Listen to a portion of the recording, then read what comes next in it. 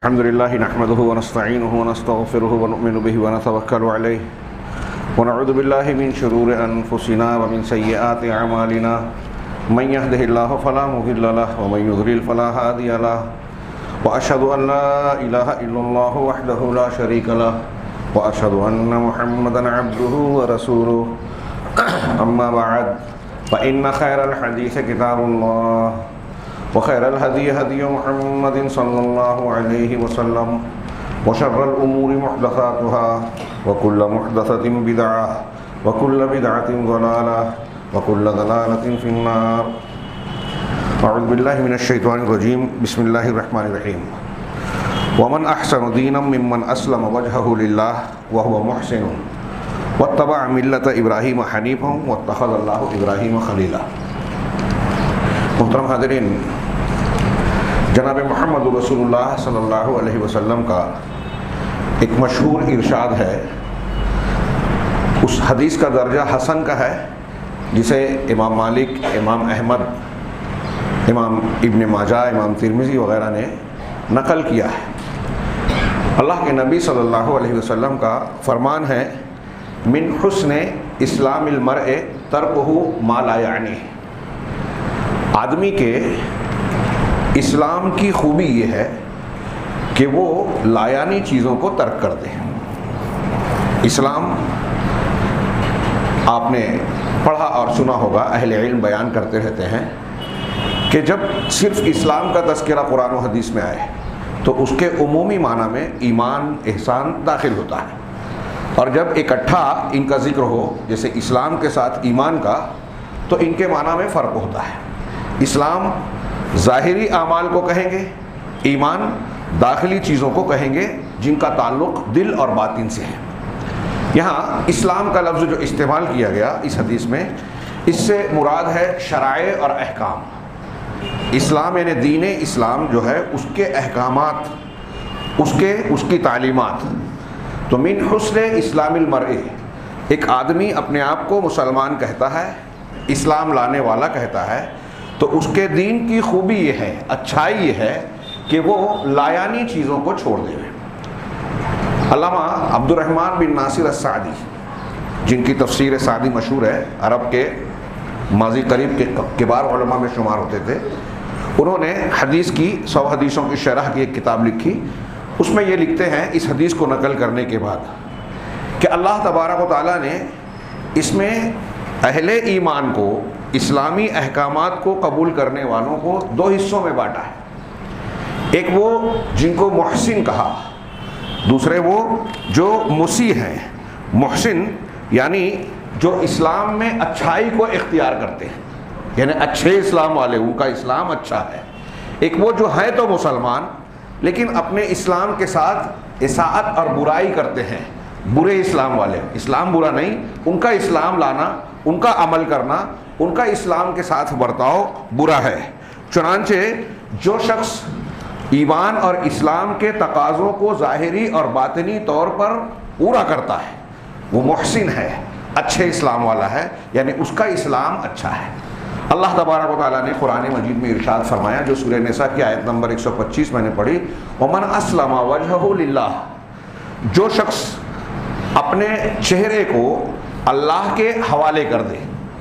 اپنا چہرہ، محمد جوناگاڑی صاحب نے ترجمہ کیا رحمہ اللہ کہ جس نے اپنا منہ اللہ کے احکام پر دھر دیا۔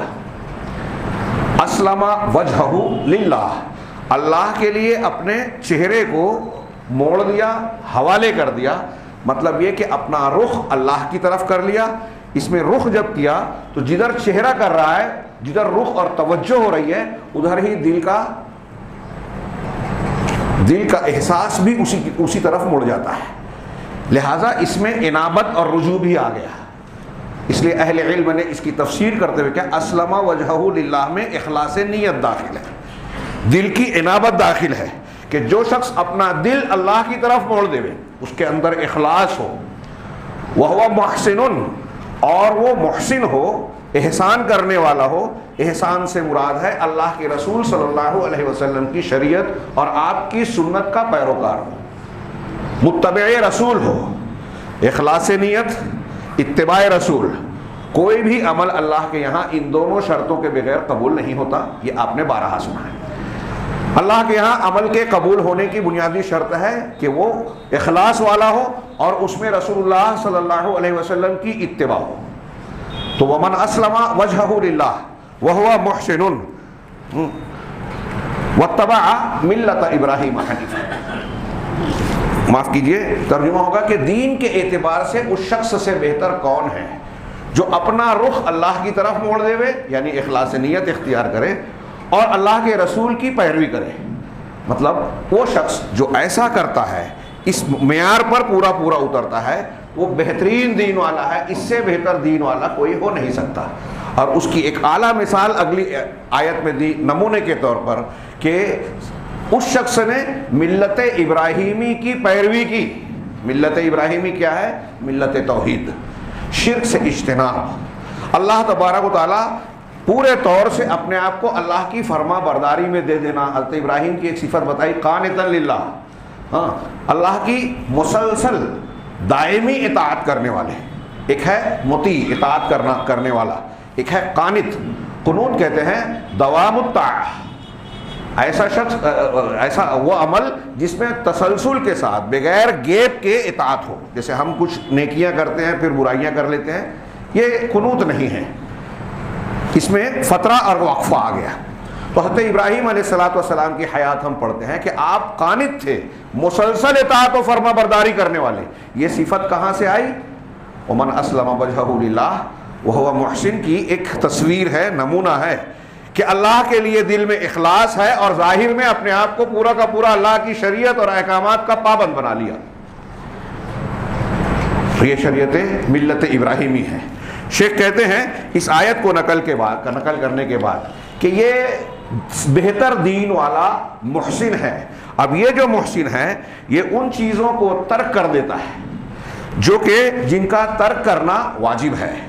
گناہوں کو ترک کرتا ہے جو اللہ تبارک و تعالیٰ نے اور رسول اللہ صلی اللہ علیہ وسلم نے حرام کیا ہے، ممنوع کیا ہے، ان کو ترک کرتا ہے. محسن ایک طرف حرام چیزوں کو چھوڑ دے وے، اور اتنا ہی نہیں بلکہ ان چیزوں کو بھی ترک کر دیتا ہے جن کا ترک کر دینا بہتر ہے، مناسب ہے. ایک ہے ترک کرنا ضروری ہے، حرام چیزیں، ایک ہے ترک کرنا بہتر ہے، مکروہ چیزیں.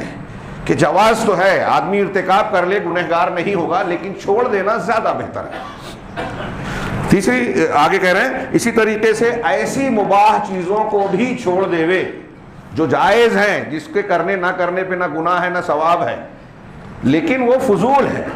اگر آدمی اس میں مشغول ہوتا ہے ان مباح کاموں میں، تو ہم یہ نہیں کہیں گے کہ وہ حرام کام کر رہا ہے، ہم یہ نہیں کہیں گے کہ وہ گناہ کا ارتکاب کر رہا ہے، لیکن اپنا وقت ضائع کرتا ہے. اس وقت میں جب وہ مباح اور جائز کام یہ کر رہا ہے، اگر وہ اس کام کی بجائے کوئی ایسا کام کرتا جس میں اجر و ثواب ہے، جو فضیلت والا ہے، جس کا شریعت مطالبہ اور تقاضا کرتی ہے، تو وہ اس کے لیے زیادہ بہتر ہوتا ہے. فضول المباحات، مطلب تینوں جملوں کو جو شیخ کہہ رہے ہیں بڑے مختصر انداز میں انہوں نے بہت جامع بات کہی ہے حدیث کی تشریح میں، کہ حرام معاصی کو بھی چھوڑ دے جس کو اللہ اور رسول نے منع کیا ہے سختی سے کہ یہ نہ کرو، اور ان چیزوں کو بھی چھوڑ دے جو مکروہ ہے، جن کا چھوڑ دینا بہتر ہے. اور اس کے ساتھ تیسری چیز بیان کی کہ مباح جو فضول ہیں، انسان کے لیے فائدہ مند نہیں ہیں، اگرچہ جائز ناجائز کا سوال وہاں نہ ہو، لیکن وہ مفید نہیں ہیں، ان چیزوں کو بھی یہ محسن چھوڑ دیتا ہے، کیونکہ ان فضول کاموں میں کوئی مصلحت نہیں ہے، بلکہ ان فضول مباحات کو اختیار کرنے میں انسان بہت سارے خیر اور بھلائی کو فوت کر دیتا ہے، اس سے محروم ہو جاتا ہے. ابھی ہم تھوڑی سی تشریح آگے بڑھیں گے. شیخ کی تشریح آگے ہے اس حدیث کے. چنانچہ یہ جو کچھ بیان کیا، شیخ کہہ رہے ہیں کہ ہم نے جو کچھ بیان کیا اللہ کے رسول کے فرمان من حسن اسلام المرء ترکہ ما لا یعنیہ کے عموم میں داخل ہے. حرام کو بھی چھوڑے، مکروہات کو بھی، اور فضول مباحات جس میں کوئی فائدہ نہ ہو. آگے آپ فرماتے ہیں کہ حدیث کا مفہوم الحدیث، یہ اصطلاح میں منطوق کہتے ہیں کہ جو الفاظ بیان کر رہے ہیں اور الفاظ کے الٹا یا اس کے اقتضائی طور پر جو معنی معلوم ہوتا ہے اس کو مفہوم الحدیث کہتے ہیں. ہم یوں کہہ لیں مفہوم مخالف، الٹا معنی. آدمی کے اسلام کی خوبی ہے کہ وہ لایانی چیزوں کو چھوڑ دے. اس کا الٹا معنی کیا ہوا، مفہوم کیا ہوا کہ آدمی کے اسلام کی برائی یہ ہے کہ وہ لایانی چیزوں میں مشغول ہو جائے، ان چیزوں میں مشغول ہو جائے جو لایانی ہیں. بلکہ امام حسن بصری رحمہ اللہ کا قول یہاں میں بیچ میں نقل کروں.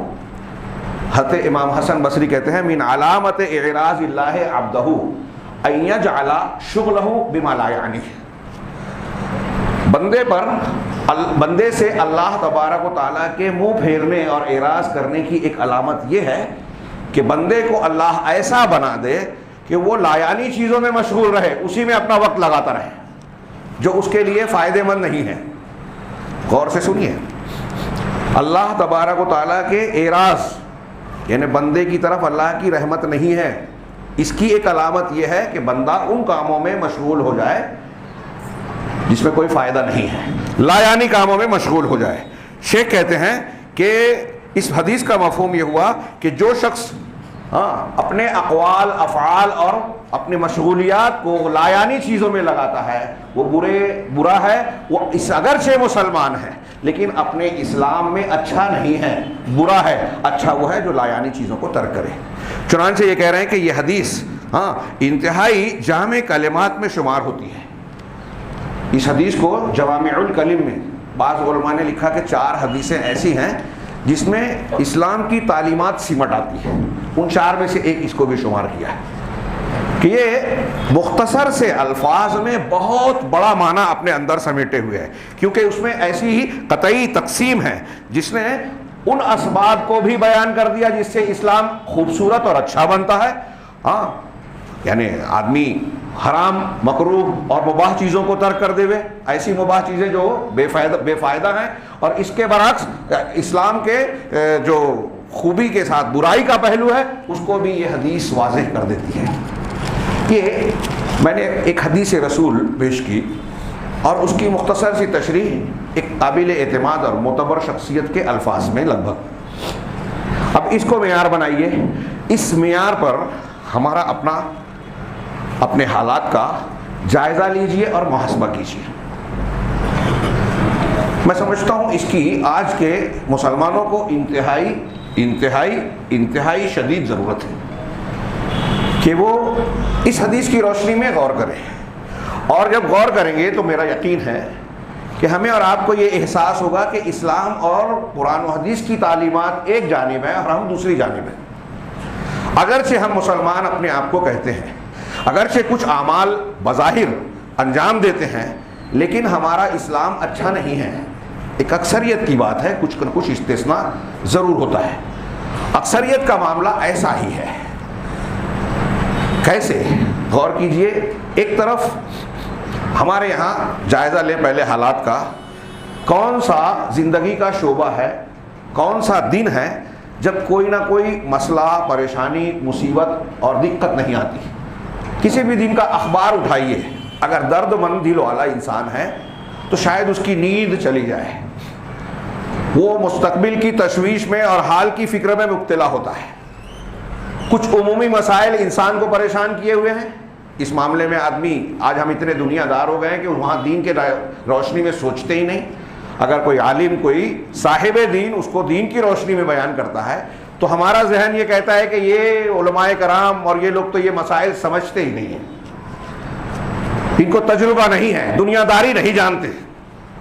یہ ایک اور بڑی جہالت ہمارے ہاں عام ہے.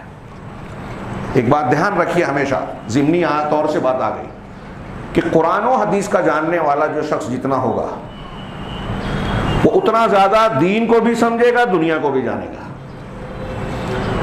علامہ ابن تیمیہ رحمہ اللہ نے اس پر بہت لمبی چوڑی گفتگو کرتے ہوئے بیان کیا کہ آپ فلاسفہ کا جائزہ لیجئے، منطق فلسفہ کو جاننے والے. تو جو غیر مسلم فلاسفہ ہیں، بہت مختصر میں بیان کر رہا ہوں، اور جو مسلمان فلاسفہ، یہ مسلمان ہوتے ہوئے اگر گمراہ بھی ہو گئے، ابو علی سینا وغیرہ عقیدے میں انتہائی بگڑے ہوئے تھے، یونانی فلسفے کے دل دادا، ان کا عقیدہ خراب تھا، تو علامہ ابن تیمیہ کہتے ہیں کہ یہ مسلمان تھے، اگرچہ اسلام ان کا بگڑا ہوا، عقائد میں انحراف پایا جاتا ہے، ان کے یہاں اسلامی اعتبار سے خطا ہے، لیکن قرآن حدیث سے تعلق ہونے کی وجہ سے آپ یہ پائیں گے، موازنہ کریں گے کہ جو لوگ قرآن و حدیث کو نہیں مانتے، کافر اور مشرک ہیں، ان کے مقابلے میں ان کا ذہن، ان کی ذہانت زیادہ نظر آئے گی۔ وہ کہتے ہیں کہ جو شخص قرآن و حدیث سے جتنا قریب ہوگا اتنا ذہین ہوگا۔ صحابہ کرام کے زمانے میں آپ نے بار بار سنا ہے وہ حضرت عمر والی روایت، ابن ابزہ والی، عثمان میں وہاں مکہ کے گورنر ملے، پوچھا تم یہاں ہو، مکہ میں کون ہے؟ کہا ابن ابزہ۔ کہا یہ کون ہے؟ کہا ایک آزاد کردہ غلام۔ کہا اسے تم نے گورنر بنا دیا ایک غلام کو؟ ہمارے ہاں جیسے سوچتے ہیں، لیکن حضرت عمر کو جب انہوں نے بتایا کہ وہ فرائض کو جاننے والے ہیں اور قرآن کا علم رکھتے ہیں، کہا پھر ٹھیک ہے، قرآن کا علم رکھتے ہیں اور فرائض۔ آج ہمارے یہاں بولیں گے کہ وہ کہاں سیاست جانے گا، جاہل لوگ سیاست کریں گے۔ ہمارے یہاں دیکھیے نا، سیاست کن کا میدان کہلاتا ہے؟ جوہلا کا، جبکہ یہ علماء کا ہے۔ حضرت عمر فاروق ابو بکر صدیق سے بڑا سیاستداں پیدا نہیں ہوا نبی کے بعد، اور نہ ہوگا۔ کون سا دنیا داری والی سیاست، بے ایمانی والی اور دھوکہ دہی والی سیاست جانتے تھے؟ خیر بات تھوڑی پھیل گئی۔ میں یہ عرض کر رہا تھا، ایک طرف عمومی مسائل ہیں، مہنگائی، اور کچھ قوانین، کچھ خصوصی مسائل ہیں، جیسے مسلمانوں کے حجاب کا تنازع چل رہا ہے، قوانین ہمارے خلاف بن رہے ہیں، مرکزی حکومت NRC اور شہریت والے معاملے کو جو ہے پھر سے تھوپنا چاہتی ہے۔ مسلسل عوام کو اور خاص طور سے مسلمانوں کو مسلسل پریشانی میں مبتلا رکھا جائے، یہ موجودہ دور کے جاہل سیاست دانوں کی سیاست کا انداز ہے۔ عوام کو پریشان رکھا جائے، الجھے رہے، ہمارے لیے مسئلہ نہیں بنے گے، روز نیا مسئلہ، اور اس معاملے میں مسلمان اچھا کھلونا ملے ہیں، کیونکہ نام کے مسلمان ہیں، قرآن و حدیث پر عمل کرتے ہی نہیں ہیں، کرنا چاہتے بھی نہیں، سیکھنا چاہتے بھی نہیں۔ یہی من حسن اسلام المرء، جو ہمارے اسلام کی خوبی کا کام ہے کہ دین سیکھیں، قرآن حدیث سیکھیں، عقیدہ سیکھیں، اس کے لیے نہ وقت ہے، بے نیاز ہے، تھوڑا سا جان لیا اپنے آپ کو علامہ سمجھ لیا، اور ہر معاملے میں جہالت کا مظاہرہ کر رہا ہے مسلمان، استعمال ہوتا ہے، کھلونا بنتا ہے، آپس میں لڑایا جاتا ہے، لڑتا ہے، نئے نئے مسائل شو سے چھوڑے جاتے ہیں، اس پر اختلاف کرتا ہے، اس میں مشغول رہتا ہے، مفید اور اہم کاموں سے نگاہیں ہٹا لیتا ہے۔ یہ تو جو خارجی طور سے ہم پر حملے ہو رہے ہیں، داخلی طور پر دیکھیے، ہم حجاب کا رونا رو رہے ہیں، خبریں آ رہی ہے کہ تقریر خطبے میں بولنے والی بات نہیں تھی، لیکن اب بولے بغیر چارہ بھی نہیں ہے۔ پچھلے مہینے 1.5-2 مہینہ پہلے ایک رپورٹ آئی تھی، ہمارے بمبئی سے نکلنے والے اردو اخبار میں ایک وکیل کے حوالے سے بیان دیا گیا تھا کہ گزشتہ مہینے، یعنی آج سے پچھلے مہینے میں، ایک مہینے میں صرف بمبئی شہر میں 35 مسلم لڑکیوں نے غیر مسلم سے شادی کی۔ اور اس وکیل نے سوال کا جواب دیتا ہے، وہ بتایا کہ جو کورٹ میں جو بورڈ لگتا ہے اس پہ باقاعدہ آویزہ کیا جاتا ہے کہ یہاں اس کی شادی ہونے والی ہے۔ تو کہا ایوریج کے حساب سے ہر مہینہ ایک 30-32 اور لڑکیوں کا معاملہ پیش آتا ہے، ایوریج کے حساب سے 30 لڑکیوں کا معاملہ پیش آتا ہے ہر مہینہ۔ قوم کے لیے کیسی بات ہے یہ؟ چند سالوں پیشتر جائیے، 10 سال پہلے، پوری تاریخ میں ایسی بے غیرتی کہیں نہیں ملے گی۔ نہ مسلم لڑکیوں میں دین کے تعلق سے اتنی زیادہ لاپرواہی کہیے یا یوں کہیے کہ الہادی مزاج، بے دینی کا مزاج، اللہ اور اس کے رسول یا آخرت کو فراموش کر دینے کا مزاج، یہ نظر نہیں آئے گا۔ آج نظر آ رہا ہے، جبکہ آج ہم زیادہ علامہ کہلاتے ہیں۔ یہ ایک مسئلہ میں نے بتایا، اپنے شہر سے لے کے جیسے جیسے اوپر جائیے، سماجی طور پہ، خاندانی طور پہ، جماعتی طور پہ، کسی بھی دھڑے پر مسئلہ دیکھیے، مسلمانوں کی کوئی کل سیدھی ہے ہی نہیں۔ ابھی کل مجھے ایک دوست نے بتایا کلپ مالیگاؤں کا، کہ کچھ نشے باز بچوں نے ایک شخص کا موبائل چھیننے کی کوشش کی، جب نہیں چھین پائے تو اس پر حملہ کیا، اور درمیان میں ہاتھ آنے پر اس کے ہاتھ کی ہتھیلی کٹ کے الگ ہو گئی۔ مجھے یقین نہیں آیا تو انہوں نے فوٹو بتایا۔ بھائی کیسے ہو رہا ہے؟ نشے کی عادت، ہمارے سماج میں نشے کی عادت ہے۔ اب اس نشے کے بعد چوری، اچکا پن، دوسروں کی چیزوں کو چھین لینا، حملے کر دینا، ان کو پیسہ دے کے کسی پر حملہ کروا دینا، یہ سب چل رہا ہے. عورتوں کی بے پردگی، اپنے تو اپنے اغیار سے ناجائز تعلقات، فحاشی، زنا، حرام خوری، سود خوری، رشوت خوری. ایک غیر مسلم جتنا دنیا دار ہوتا ہے اتنا ہی مسلمان دنیا دار ہو گیا. کھلے عام حرام خوری ہوتی ہے اور کھلے عام لوگ ان کا ساتھ دیتے ہیں. رسم و رواج کی مخالفت پر لوگ تانے دیتے ہیں، حرام کھانے پر نہیں دیتے. رواج کو ترک کر دینے پر عورتوں میں بڑا چلن ہے کہ وہ ارے اس نے تو ایسا کیا، فلاں چیز نہیں کیا. نماز نہ پڑھے کوئی بات نہیں ہے. میں اس حدیث کی روشنی میں غور کرنے کی بات کہہ رہا ہوں. یہ ہمارے حالات ہیں، میں تھوڑا سا اشارہ کر رہا ہوں. ہر معاملے میں دیکھیے، رشتے تعلق کے معاملے میں، حلال حرام کے معاملے میں، معاملات کے بارے میں، لین دین کے معاملے میں، کون سا معاملہ سیدھا ہے؟ اور ہمارے ہاں ایک طرف لڑکیاں بے حجاب، غیروں سے تعلق، نشہ، اور یہ تو چلیے اخلاقیات اور اعمال کی بات ہے. شرک، بدعت، خرافات. کون سا شرک ہے جو ہمارے یہاں نہیں ہے؟ کفار مکہ سے ابھی رات کے درس میں بیان کیا، یہاں وقت نہیں ہے. کفار مکہ سے زیادہ سنگین شرک مسلمانوں میں ہے. مسلمان اپنے آپ کو کہنے والے، مسلمان تو ہے نہیں جو وہ شرک کرتے ہیں. کوئی مانے نہ مانے، پر لا الہ الا اللہ سلامت نہیں ہے. جو بزرگوں کو، اولیاء کو، انبیاء کو یہ مانتے ہیں کہ ان کے مانگا جا سکتا ہے، ان کی عبادت کر لیں، وہ مشکل کشا ہیں، دستگیر ہیں، غوث ہیں، فلاں ہیں، ڈماں ہیں. اللہ کے علاوہ کائنات کے نظام کو چلانے میں کسی کا تھوڑا سا بھی حصہ مانا تو وہ شرک اکبر ہے. اس پر توبہ کیے بغیر مر گئے کبھی جہنم سے نہیں نکلیں گے. قرآن حدیث کی تعلیمات چیخ چیخ کر کہہ رہی ہے، مسلمان ماننے کو تیار نہیں. کلپ آ رہی ہے، بزرگوں کو سجدہ کر رہے ہیں مسجدوں میں یا ان کے خانقاہوں میں. مسلمانوں میں میں نے رات میں ذکر کیا کہ میں نے جب ایسی کلپیں دیکھی تو مجھے خود یقین نہیں آ رہا تھا. میں سنتا تھا، تصور، میں اپنے آپ کو کہہ رہا ہوں، تصور نہیں کرتا تھا کہ اتنی جہالت آج بھی مسلمانوں میں ہوگی. قبر پرستی، مختلف قسم کے بدعتی تہوار، یہ 15 شعبان ابھی گیا، رجب گیا، فلاں اور فلاں گیا، یہ سب کچھ ہو رہا ہے. ہماری پیشانی پر بل نہیں آتا. ہماری پیشانی پر یہ کتنے دیندار ہیں، دیندار شہر. کوئی دیندار شہر وہر نہیں ہے. بار بار کہتا ہوں میں. ابھی سڑک پہ دیکھیے لوگ کس طریقے سے پارکنگ کرتے ہیں، لوگوں کو، دوسروں کو تکلیف ہو، کسی کو احساس نہیں ہے. یہ میں اس کو ایک کھلا، ایک چھوٹی چیز میں بڑا میں نمونہ پاتا ہوں. پڑھتے ہیں نا ایمان کا ادنا درجہ یہ ہے کہ راستے سے تکلیف دہ چیز کو ہٹا دینا. ہم خود تکلیف دہ بنتے ہیں، تکلیفیں دیتے ہیں.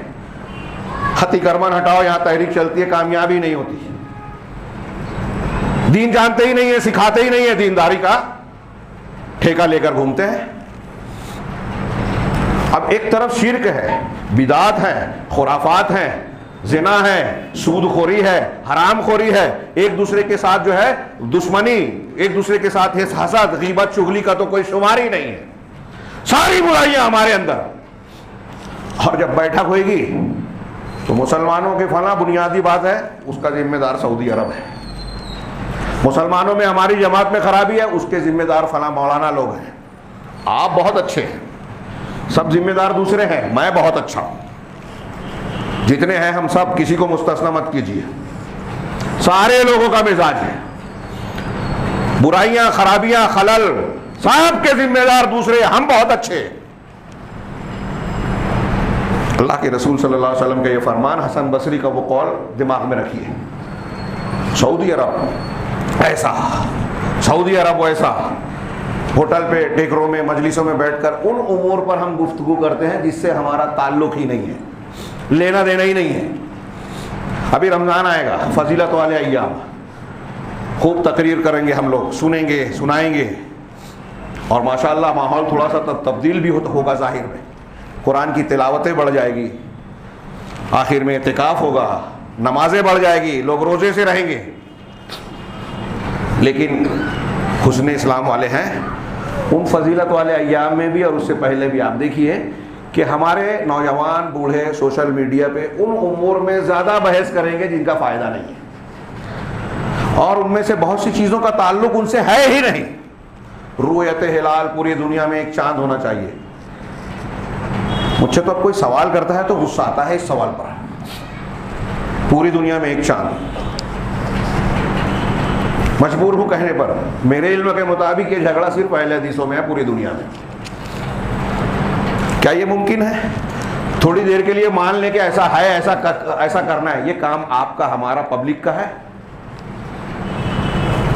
یہ جو میں بات کہہ رہا ہوں، یہ اعمال، اخلاق اور ترجیحات، جن چیزوں کو ہم مانتے ہیں اس معاملے میں ایک ہے کہ ان چیزوں کو ترک کر دینا جو حرام ہے، ان چیزوں کو ترک کر دینا جو مکروہ ہے، ان چیزوں کو ترک کرنا جو مباح ہے لیکن بے فائدہ ہے۔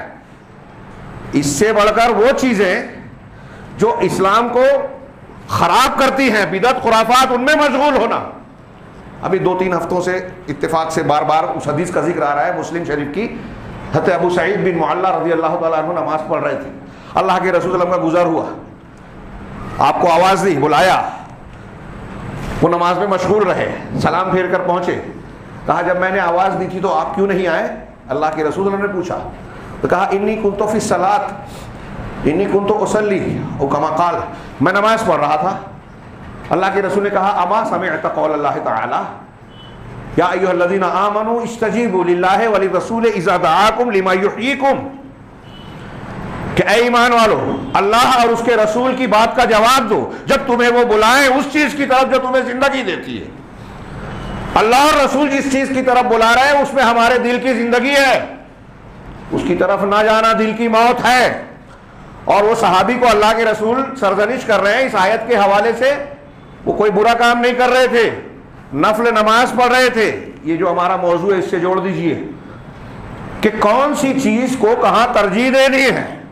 اگرچہ وہ نیکی تھی لیکن اس نیکی سے افضل یہ تھا کہ اللہ کے رسول کی بات کا جواب دیا جائے۔ مجھے یقین ہے کہ میں یہ بیان کر رہا ہوں لیکن بہت سارے لوگوں کی سمجھ میں نہیں آئے گی۔ سمجھ میں نہیں آئے گی مطلب شعور کے اعتبار سے نہیں، عمل کے اعتبار سے مانیں گے نہیں۔ ہر سال ہوتی ہے یہ باتیں، لیکن ہمارا رویہ، ہمارا عمومی مزاج یہی بنا ہوا ہے، کوئی سدھرنے کو تیار ہی نہیں ہے۔ حجاب کا مسئلہ، NRC کا مسئلہ، مہنگائی کا مسئلہ، کوئی ایک چیز بیماری ہو ہمارے گھر میں چھوٹے سے چھوٹا، اگر کسی کا پیر کٹ گیا نا تو یہ سمجھ کے رکھیے کہ اللہ کی مرضی کے بغیر نہیں ہو رہا ہے، اور اگر آپ ایسا نہیں مانتے تو آپ مسلمان نہیں ہیں۔ کائنات کا کوئی واقعہ اللہ کی مشیت کے بغیر نہیں ہوتا، اور آپ اور ہم جن کاموں میں لگے ہوئے ہیں، میں کہنا یہ چاہتا ہوں کہ آپ دیکھیے بہت ساری چیزیں ہیں قرآن میں، آپ دیکھیں گے کہ ہمیشہ نیکی کے کاموں میں بھی افضل کی ترغیب دی گئی ہے۔ آپ کے کسی نے زیادتی کی، میں صرف اشارہ کروں، زیادتی کی، آپ بدلہ لے سکتے ہیں۔ قرآن میں کئی مقامات پہ گئے وَاصْبِرُوا، وہاں، اور اللہ نے کہا کہ صبر کر لو، یہ صبر کرنا بہتر ہے۔ انتقام لے سکتے ہو لیکن معاف کر کے صبر کرو، یہ بہتر ہے۔ اللہ تعالیٰ تعلیم دے رہا ہے۔ روزے کے احکامات آئے شروع میں احکامات آئے روزے کے، تو بوڑھے لوگوں کو، بیمار لوگوں کو، یا عام مسلمانوں کو بھی، ان کو تو چھوڑیے، عام مسلمانوں کے لیے یہ رخصت تھی کہ اگر چاہیں تو روزہ رکھے، چاہے تو ایک روزے کے بارے میں صدقہ دیں۔ لیکن آگے قرآن میں اللہ نے کہا وَعَلَى الَّذِينَ يُطِيقُونَهُ فِدْيَةٌ طَعَامُ مِسْكِينٍ، ہاں ایک مسکین کو کھانا کھلائیں۔ لیکن آگے کہا وَأَن تَصُومُوا خَيْرٌ لَكُمْ، روزہ رکھنا یہ تمہارے لیے زیادہ بہتر ہے۔ زیادہ بہتر کو اختیار کیجیے۔ روزہ رکھنا فرض ہے۔ اگر کبھی ایسی کنڈیشن پیش آ جائے، کسی کی جان جا رہی ہے اور جان بچانے کے لیے آپ کو روزہ توڑنا پڑے، کوئی ڈوب رہا ہے، آپ بڑے پیاسے ہیں، تو اس ڈوبتے کو بچانے کے حد تک اتنی پیریڈ میں بہت وقت نہیں رہے گا کہ آپ غور و فکر کریں، پانی پی لے تاکہ میں تیر کے اس تک پہنچوں، اس کی جان بچا سکوں۔ جائز ہے بلکہ ضروری ہے، روزہ بعد میں رکھ سکتے ہیں، جان بعد میں نہیں بچے گی۔ آپ عام روزہ رکھ رہے ہیں، بیمار ہیں، روزہ چھوڑ دیجئے۔ غور کیجئے یہاں کس چیز کو ترجیح دینی ہے۔ علامہ ابن تیمیہ کے ایک ساتھی نے، ایک تاتاری سپاہی بیٹھے تھے، وہ شراب پی رہے تھے، اس میں سے ایک نے روکا، شراب کی برائی بیان کریں۔ علامہ ابن تیمیہ نے اس کو بلا، ادھر آؤ، کیا کر رہے ہو؟ کہا اس کو شراب کی برائی بتا رہا ہوں۔ کہا اس کو اللہ تبارک و تعالیٰ نے شراب پینے سے کیوں منع کیا؟ یہ ہمارے علامہ لوگوں کی سمجھ میں نہیں آتی یہ باتیں جو میں بیان کر رہا ہوں، چلتے پھرتے جو فتوے دیتے ہیں۔ علامہ ابن تیمیہ سے نے پوچھا تو اس نے کہا کہ علامہ ابن تیمیہ نے کہا کہ اللہ نے شراب کو کیوں حرام کیا؟ سورہ مائدہ کی آیت پڑھی، انما الخمر والمیسر والازلام والانصاب رجس من عمل الشیطان فاجتنبوہ۔ ترجمے کا وقت نہیں ہے کہ یہ اعمال، شیطانی اعمال میں سے، ان سے بچو۔ جوا، شراب، پانسے اور یہ بت جن کی پوجا ہوتی ہے، سب شیطانی عمل ہے، ان سے بچو۔ آگے اللہ نے کہا کہ انما یرید الشیطان ان یوقع بینکم العداوۃ والبغضاء فی الخمر والمیسر۔ شیطان یہ چاہتا ہے، انسان نہیں چاہتا، شیطان یہ چاہتا ہے کہ شراب اور جوئے کے ذریعے سے انسانوں کے دل میں بغض، اناد، دشمنی ڈال دے۔ شراب پینے میں لذت ہے، زنا میں لذت ہے بظاہر وقتی، جوئے میں لذت ہے، لذت والا گناہ انسان چاہتا ہے، جھگڑے میں لذت نہیں ہے، جھگڑے کیوں انسان نہیں چاہتا۔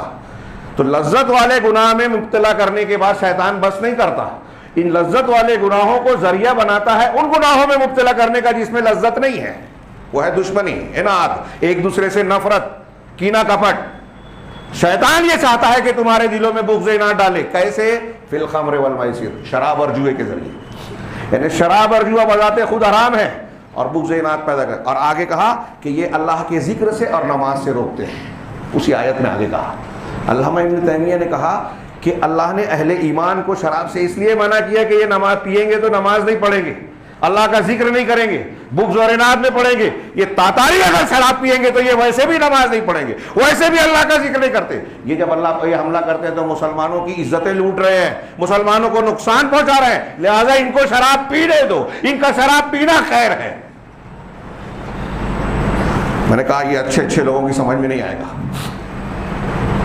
اہل علم کو سمجھ میں آئے گا کب کس چیز کو ترجیح دی جائے۔ نبی کریم صلی اللہ علیہ وسلم نے کہا، بخاری یا مسلم کی روایت ہے، حضرت عائشہ سے کہا لولا حدفان قومک، ہاں اگر بالاسلام، اگر تیری قوم نئی نئی مسلمان نہ ہوتی تو میں کعبہ کو منہدم کر دیتا، لہدمت الکعبہ، کعبہ کو منہدم کرتا اور اس کو ان بنیادوں پر تعمیر کرتا جو ابراہیم علیہ السلام کی تعمیر کردہ تھی۔ یعنی آپ نے ارادہ کیا، عمل نہیں کیا۔ آپ نے جس چیز کا ارادہ کیا وہ اچھا عمل تھا یا برا تھا؟ ظاہر سی بات ہے کہ اچھا تھا، لیکن نہیں کیا۔ کیوں نہیں کیا؟ کہ ایک اچھا عمل کرنے سے جو برائی پیدا ہوگی وہ اس سے زیادہ بری ہوگی۔ نئے نئے مسلمان ہیں، برا مان جائیں گے کہ کعبہ کی بے حرمتی کر رہے ہیں، اختلاف، تشویش، دین کی مخالفت کا جذبہ پیدا ہوگا۔ یہ ہے حکمت، کب کون سی چیز کا اختیار کرنا، کس چیز کو اختیار نہ کرنا۔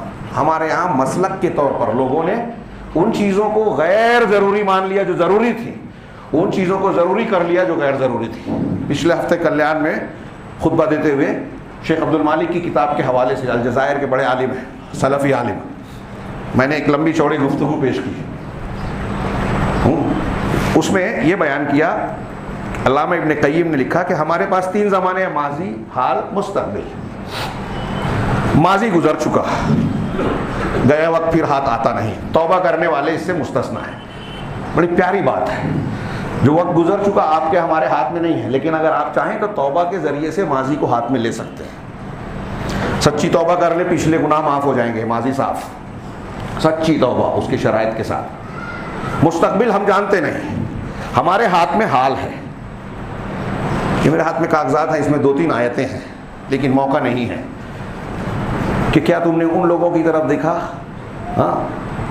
کہ ان سے کہا گیا کہ اپنے ہاتھوں کو روک لو، تو انہوں نے کہا کہ ہم پر تو نے قتال کو فرض نہیں کیا۔ جب قتال فرض کیا گیا تو ان میں سے ایک فریق ہے کہ تو یہ کہتا ہے کہ پروردگار تو نے قتال کیوں فرض کیا، کیوں نہیں مؤخر کر دیا؟ تو جس چیز کو اللہ نے فرض نہیں کیا اس کی تمنا کر رہے ہیں، اور جب فرض ہو گیا تو کہتے ہیں کہ بعد میں کرنا تھا۔ ایسی 3-4 آیتیں الگ الگ توبہ کی، اللہ کے راستے میں خرچ کی نقل کیا، اور جب ان کا یہ رویہ رہا تو اللہ نے عذاب میں مبتلا کیا۔ تو ہمارے ہاتھ میں حال ہے۔ شیخ نے کہا، علامہ ابن قیم اور ان کی دوسرے لوگوں کی تحریروں کی روشنی میں، کہ ہمارے سامنے زمانہ حال میں، وقت حاضر میں کون سا کام ہمیں کرنا ہے یہ دیکھنا چاہیے۔ ہماری جو طاقت ہے، ہمارے حالات کا جو تقاضا ہے، ہم پر جو چیز فرض اور عائد ہوتی ہے، زیادہ مفید ہے وہ کام کرنا چاہیے۔ جو فرض نہیں ہے، جو ہمارے اختیار میں نہیں ہے، اس کے پیچھے نہیں پڑنا چاہیے۔ صحابہ، سلف، محدثین کے دور میں سیاست پر طلباء، علماء، عوام کو بات کرنے سے روکتے تھے۔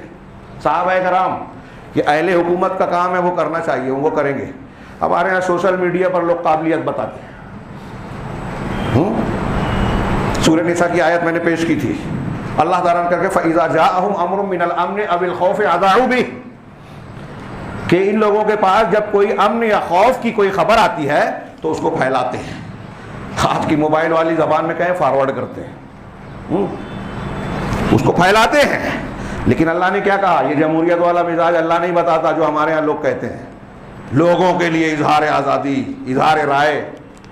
آپ کے گھر میں کوئی معاملہ ہو, آپ کے ابا اماں سے کوئی غلطی ہو جائے تو آپ سوشل میڈیا پہ ڈالیں گے, اظہار رائے ہے. لیکن مسلمان اسلامی معاملات میں یہی کرتا ہے. یہ جمہوریت اسلام نہیں ہے, یہ قرآن حدیث کی تعلیم نہیں ہے. علماء کی, بڑوں کی, اپنے اہل ایمان کی خرابیوں کو آپ لوگوں میں بیان, اس سے جا کے کہیے اصلاح کر لے. یہ نہیں کرتے لوگ, سب کرتے ہیں. اللہ تعالیٰ کہہ رہا ہے کہ اگر کوئی امن اور خوف کی, یہ دوسری بات عمومی, کہ اگر لوگوں کے امن اور خوف سے متعلق کوئی بات آتی ہے تو یہ اس کو پھیلاتے ہیں. وَلَوْ رَدُّوهُ إِلَى الرَّسُولِ وَإِلَىٰ أُولِي الْأَمْرِ مِنْهُمْ لَعَلِمَهُ الَّذِينَ يَسْتَنبِطُونَهُ مِنْهُمْ. اگر یہ خبر جو ان کے پاس آئی ہے یہ رسول تک پہنچاتے ہیں, اس کا مطلب رسول کو معلوم نہیں تھی. ہمارے یہاں جو تحریکی لوگ ہیں وہ کہتے ہیں کہ علماء کو حالات حاضرہ کا علم نہیں ہے تو یہ عالم نہیں ہے. اللہ کے رسول کو بھی نہیں ہے, اس آیت سے پتہ چلا. تو آپ کا فتویٰ وہاں بھی فٹ ہوگا. وَإِلَىٰ أُولِي الْأَمْرِ مِنْهُمْ, اور ان میں جو اولو الامر ہیں, علماء ہیں, ذمہ دار ہیں, ان تک اگر یہ خبر خاموشی سے پہنچا دیں گے, لا عَلِمَهُ الَّذِينَ يَسْتَنبِطُونَهُ مِنْهُ, تو اس کی حقیقت کو, اس کی تہ تک وہ لوگ پہنچ جائیں گے جو اس میں اس سے استنباط اور حقائق کو جاننے کی صلاحیت رکھتے ہیں. قرآن کہہ رہا ہے. کیا اس میں قرآن آزادی رائے چھین رہا ہے؟ حقوق کی حفاظت کر رہا ہے, سعادت اور لوگوں میں خیر پھیلانے کی تعلیم دے رہا ہے, جو ہم لوگ ماننے کو تیار ہی نہیں ہے, مانیں گے بھی نہیں. سوشل میڈیا دیکھیے, ابھی میں جو کہہ رہا ہوں, لایانی چیزوں کو ترک کر دینا. ایک خبر آئی سعودی عرب کے فلاں نے یہ بیان دیا, صحیح ہے کہ غلط ابھی جانے دیجئے. ہنگامہ, شور, اسلام خطرے میں. آپ کی بیٹی کالج میں بے حجاب جا رہی ہے, غیروں سے تعلق رکھ رہی ہے, اس کا ذمہ دار بھی سعودی عرب ہے. اس پر آپ کر سکتے ہیں جو آپ کر سکتے ہیں, اپنی بیٹی بہن کو بچا سکتے ہیں, اس کو دین سکھا سکتے ہیں, وہ نہیں کرتے. جو آپ کا دائرہ کار ہے ہی نہیں, وہاں بحث کر رہے ہیں, لڑائی کر رہے ہیں, فارورڈ کر رہے ہیں, اور اس سے اسلام کی, اپنے آپ کو اسلام کا خادم سمجھ رہے ہیں. نہیں, یہود و نصارہ کے ایجنٹ بن رہے ہیں آپ. منبر رسول سے کہہ رہا ہوں کہ جو اس قسم کی خبریں مسلمانوں کے لیے, صحیح عقیدے کے لوگ, جو صحیح عقیدے کا ہے, صحیح منہج کا ہے, دین کی خدمت کر رہا ہے, اگر اس کی برائی آپ بیان کر رہے ہیں تو آپ یہود و نصارہ کے ایجنٹ اور اعلی کار ہیں. کسی کی مخالفت اور موافقت کا معیار کیا ہے؟ ابھی ہم مسلمانوں سے پوچھیں نا, 10 میں سے 9 مجھے یقینا جواب نہیں دے پائیں گے. کس کا فیور لینا چاہیے, کس کی مخالفت کرنی چاہیے.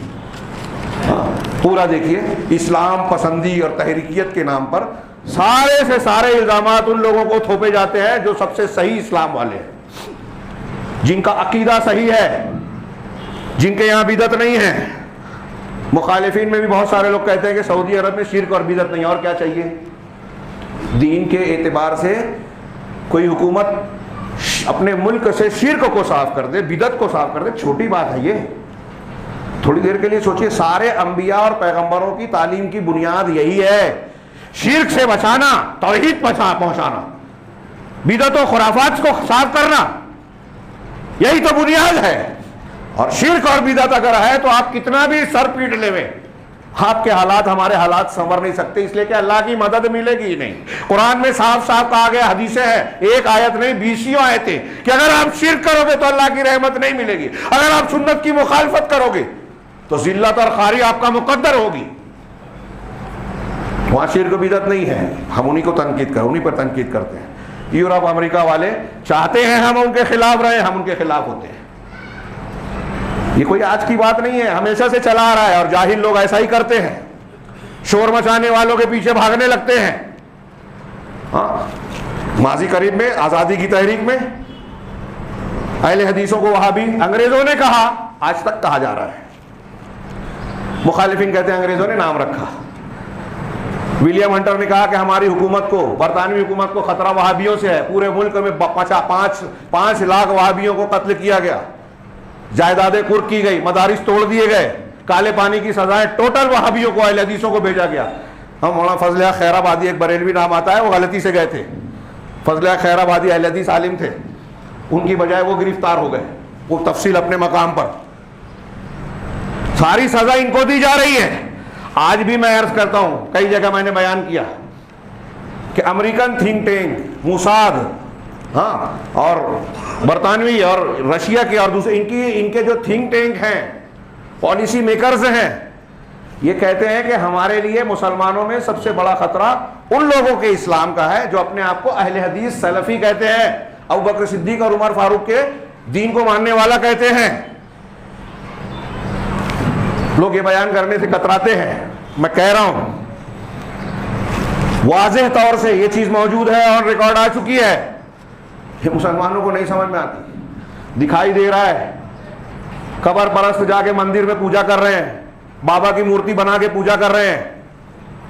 ہاں، نریندر مودی دلی میں جو ہے کتنے خیر خواہ ہیں، آج کی موجودہ پارٹی، موجودہ حکومت، وہ صوفیوں کی کانفرنس کراتی ہے دلی میں، یہ رشیا چاہے چیچنیا میں جو ہے صوفیوں کی کانفرنس کراتا ہے، ہمارے دکھائی نہیں دیتا لوگوں کو، مسلمانوں کو، اس کے بعد بھی کہتے ہیں سوشل میڈیا پہ سعودی عرب ان کا پٹھو ہے۔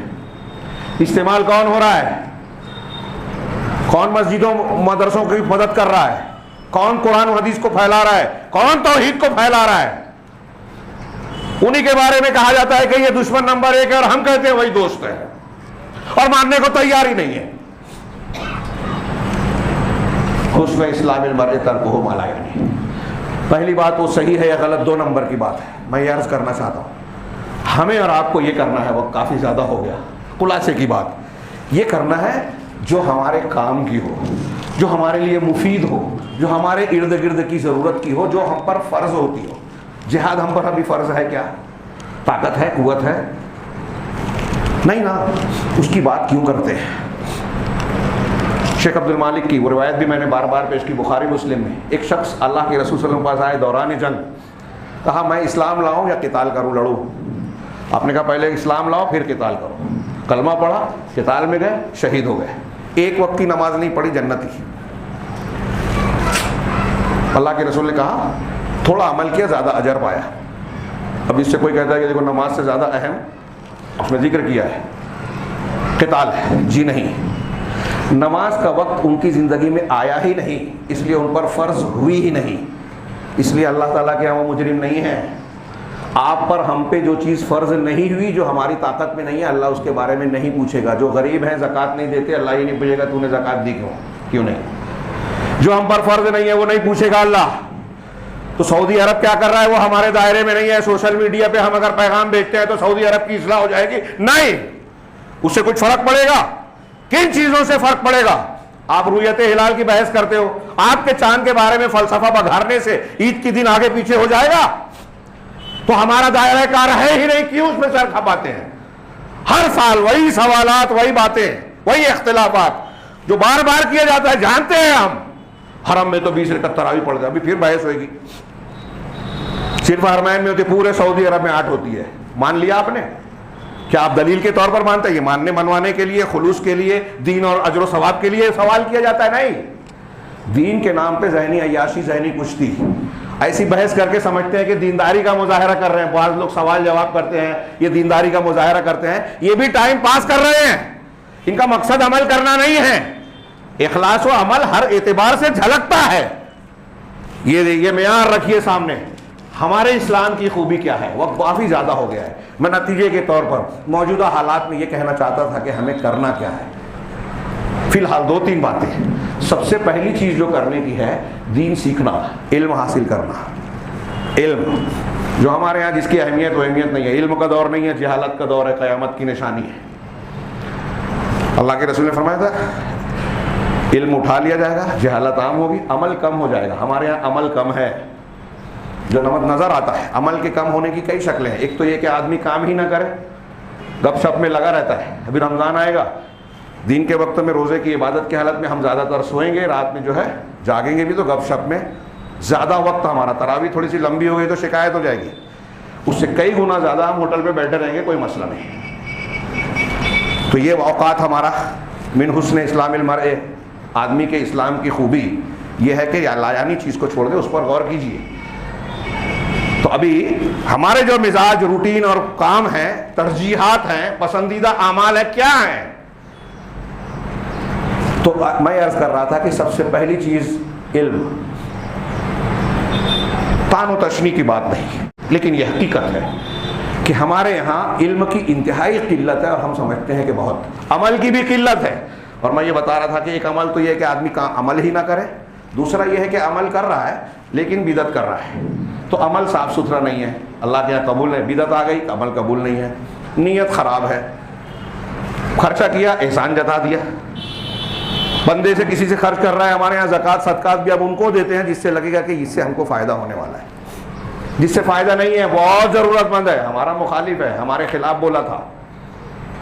جماعت میں اختلاف ہے تو وہ اہل حدیث اختلاف ہے، اس کے یہاں کھجور بھی نہیں بھیجیں گے. اس کا روزہ نہیں ہے، آپ سے اختلاف کرنے کی وجہ سے وہ اسلام کے دائرے سے خارج ہو گیا.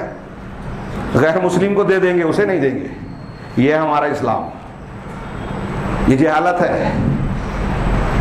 ابھی ہمارے یہاں عقیدے کے درس چل رہے ہیں.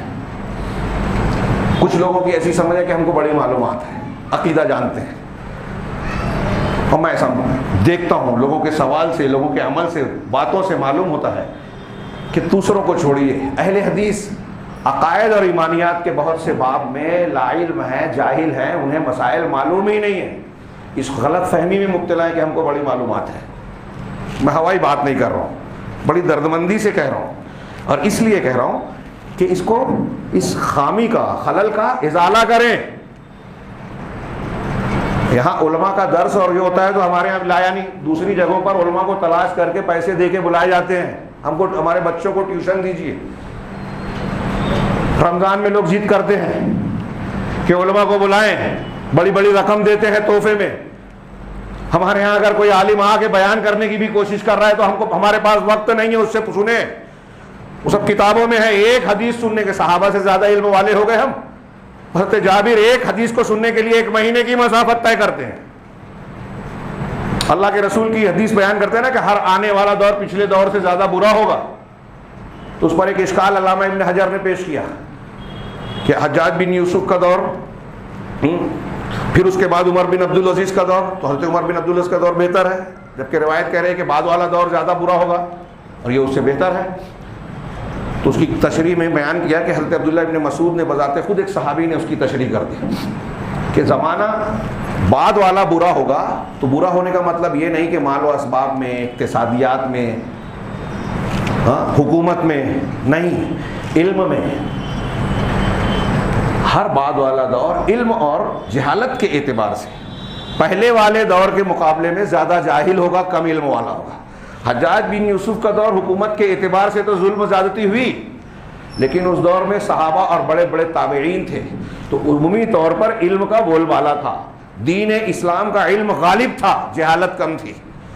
عمر بن عبدالعزیز کے دور میں عدل و انصاف کا بحال ہونا، خلافت راشدہ کے متعلق قربت ہونا، یہ تو ہوا. لیکن حجاج بن یوسف کے دور کے مقابلے میں یہاں اہل علم، صحابہ تابعین کم تھے. اس لیے مجموعی اعتبار سے یہاں خیر. تو زمانے کی خیر اور عدم خیر کی بنیاد کیا ہے؟ اس زمانے میں علماء کا ہونا اور نہ ہونا. علماء کا، غالباً حسن بصری یا کسی صحابی کا قول ہے، پوچھا کہ ہمارے یہاں ہلاکت کب ہوگی؟ کب تمہارے جب علماء ہلاک ہو جائیں گے تو تم ہلاک ہو جاؤ گے. بعض علماء نے فتویٰ دیا کہ اس بستی میں رہنا جائز نہیں ہے جہاں عالم دین نہ ہو. آپ کی بستی میں ڈاکٹر ضروری ہے کہ علاج کر سکے. انہوں نے وضاحت کی، عالم روحانی علاج کرتا ہے، شرک و بدعت کو بتاتا ہے، گمراہی کو بتاتا ہے. بہت ضروری ہے سماج معاشرے میں رہنا اور اس کا لوگوں سے تعلق رہنا. علماء سے دوری نہ اختیار کرنا علم سے دوری ہے، دین سے دوری ہے. کسی اور موقع پہ مفصل بات. تو پہلی بات علم حاصل کیا جائے. علم کے حاصل کرنے کے آداب کی طرح گوگل پر، واٹس ایپ پر، موبائل پر کچھ میسج آ گیا آپ نے پڑھ لیا، یہ علم حاصل کرنا نہیں ہے. تعلیم تعلم استاد سے ہوتی ہے. حضرت جبریل کو اللہ تعالیٰ نے، اللہ کے رسول کا معلم، علامہ شدید القویٰ، نبی صلی اللہ علیہ وسلم کو دین سکھایا، نبی بنایا. جبریل کو معلم اور استاد بنایا. اللہ کے رسول کو یعلمہم الکتاب والحکمہ، لوگوں کے لیے معلم بنایا. وقت زیادہ ہو رہا ہے. پہلی بات تعلیم حاصل کیا جائے، تعلیم حاصل کر کے منہج کو سمجھا جائے، اور دوسری بات کئی پوائنٹ تھا، صرف ایک چیز کو 2 جملے میں پیش کروں جو ایک پوری تقریر ہوگی انشاءاللہ آئندہ کبھی، کہ تصفیہ اور تربیہ دوسری چیز ضروری ہے۔ یہ حجاب کا معاملہ، ہماری بچیوں کا دوسری جگہ جانا، بچوں کا نشے میں مبتلا ہونا، چھوٹے بڑوں کا حرام خوری کرنا اور اس کو غیر ضروری سمجھنا کہ کوئی مسئلہ نہیں ہے معاف کروا لیں گے، اور پھر اپنے بچوں کو حرام لقمہ کھلا کے شریعت کا اور اپنا نافرمان بناتے ہیں، دنیا دار بنا رہے ہیں۔ آج ہمارے ہاں ہمارے بچوں کو تفریح کا جتنا شوق ہے، نئی نئی چیزوں کو خریدنے کا جتنا شوق ہے، موبائل کے لیے جتنا وقت ہے، دین کے لیے نہیں ہے۔ حسن و اسلام المرء ترکہ ما لا یعنیہ پر غور کیجیے کہ ہم کس کو ترجیح دے رہے ہیں، کن چیزوں کو اختیار کر رہے ہیں۔ اگرچہ تفریح کرنا مباح ہے، لیکن ہم وہاں جا کے بچوں کو اور ان کو تعلیم دیتے ہیں، دنیا داری کی طرف رغبت دے رہے ہیں، چمک دمک دکھا کے موبائل پر، ٹی وی چینل پر لڑکیوں کو، اور یہ دنیا داری کی طرف جب جا رہے ہیں تو دین غیر اہم ہو گیا۔ اب وہ آگے بڑھتے بڑھتے دین کو چھوڑ کے، اسلام کو چھوڑ کے کفر کا دین اختیار کر لینے میں بھی حرج محسوس نہیں کر رہے ہیں۔ یہ جو میں بات کہہ رہا ہوں یہ ثبوت اور شواہد اور تفصیل کی متقاضی ہے، لیکن اب کم میں زیادہ سمجھے، وقت بہت کم ہے۔ تو ہمارے لیے سماج سے 2 چیزیں، ایک تخلیہ اور تحلیہ کہتے ہیں، تصفیہ۔ تصفیہ صفائی کرنا، کن چیزوں کی صفائی؟ شرک کی صفائی، بدعت کی صفائی، اور مختلف قسم کی گمراہیاں، بد اخلاقیاں، ان کی صفائی کرنا۔ توحید لایا جائے، سنت لائی جائے، نیکیاں لائی جائے، ایک دوسرے کے ساتھ ہمدردی، توافق، موافقت، یہ سماج کا تصفیہ، گندگیوں سے صاف کر۔ اور تربیہ، بچوں کی، بڑوں کی، سب کی تربیت کی جائے، تربیت کے نظام کو عام کیا جائے۔ ہندوستان ہی میں، عربوں کی تو چھوڑیے، میں نے کیرلا میں دیکھا، ابھی بنگلور گئے تھے، ہر مسجد میں مدرسہ ہے، ہر مسجد میں بچوں کے ساتھ بچیوں کا۔ اور میں نے دیکھا کہ وہاں مجھے بہت خوشی ہوئی، بڑی عمر کے لوگوں کو بھی شوق ہے کہ کوئی عالم آئے، ہم اس کا وقت لیں اور وہ ہم کو دین سکھائے۔ اور ایسے نہیں کہ جاہل ہیں، غریب ہی ہیں، جیسا کہ ہمارے یہاں تصور ہوتا ہے، کروڑ پتی، بڑے بڑے کاروبار والے پیشکش کر رہے ہیں کہ مولانا آپ آ جائیے، آپ بولیے، پوری فیملی کا انتظام کرتے ہیں، یہ کرتے ہیں، جو تنخواہ بولو گے وہ دینے کو، ہمیں دین سکھائیے، عقیدہ سکھائیے۔ میں حیرت زدہ رہ گیا، جہاں نہیں ہے وہاں یہ جذبہ ہے، جہاں ہیں وہاں جذبہ ہی نہیں ہے۔ ہمارے سماج اور معاشرے کے جو مسائل ہیں نا، کل ملا کے آخری بات کہ یہ جو ہم رونا رو رہے ہیں، ہماری بچیاں جا رہی ہیں، حجاب کا مسئلہ قانون بن رہا ہے، ہمارے خلاف یہ ہو رہا ہے، اور پھر اس پر بھی آ جائیے مہنگائی بڑھ رہی ہے، سب اللہ کی طرف سے۔ ان چیزوں کو سنوارنا ہے تو اپنے آپ کو سنوارنا ہوگا۔ ایک چھوٹا سا سوال اور اس کا قرآن کا جواب۔ عبد المالک صاحب نے کہا کہ ایک سوال ہے کہ مسلمانوں کے حالات کو سدھارنے کے لیے حکومت اور بڑے لوگوں کی اصلاح ضروری ہے یا قوم کے افراد کی؟ Question mark. کس کی اصلاح کریں گے؟ سوال، جواب قرآن سے جو آپ جانتے ہیں، سورہ رعد کی بہت مشہور آیت، اللہ نے فرمایا ان اللہ لا یغیر ما بقوم حتی یغیروا ما بانفسہم۔ اللہ ما بقوم، قوم کی حالت کو، کسی بھی قوم کی حالت کو نہیں بدلتا، نہیں سدھارتا۔ کب سدھارتا ہے؟ حتی یغیروا ما بانفسہم، یہاں تک کہ وہ ما بانفس کو، اپنے آپ کو بدلیں۔ ہم چاہتے ہیں کہ ہمارے حالات بدلیں، سدھریں، تو سعودی عرب کو برا بھلا کہنے سے، سوشل میڈیا پر شکایت کرنے سے، فلاں اور فلاں کو برا بھلا کہنے سے، دوسروں کو ذمہ دار ٹھہرانے سے یہ اصلاح قیامت تک نہیں ہوگی۔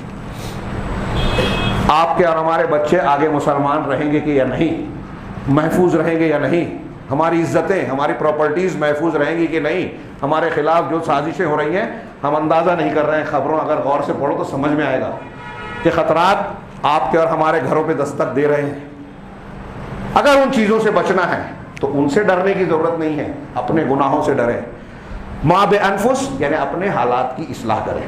اس اصلاح کا پہلا قدم ہے دین کی صحیح تعلیم حاصل کرنا، سماج، معاشرے، گھر اور ہمارے دل و دماغ سے تصفیہ کرنا، گندگیوں کو صاف کر کے اچھی تربیت کرنا۔ اس کے لیے یہ مواقع اللہ تعالیٰ دیتا ہے، جس میں سے ایک رمضان ہے جو آ رہا ہے۔ اللہ تعالیٰ سے دعا ہے کہ وہ ہمیں صحیح دین کو سمجھنے، اسے اختیار کرنے کی توفیق عطا فرمائے، اور اس کے برکت سے دنیا اور آخرت میں ہر قسم کے خیر اور بھلائی سے نوازے، ہر قسم کے شر، فتنے اور برائی سے محفوظ رکھے۔ اقول قولی ھذا واستغفر اللہ لکم ولسائر المسلمین۔ بارک اللہ لنا ولکم فی القرآن المجید ونفعنا وإیاکم بالآیات والذکر الحکیم، انہ تعالی جواد کریم ملک بر رؤوف رحیم۔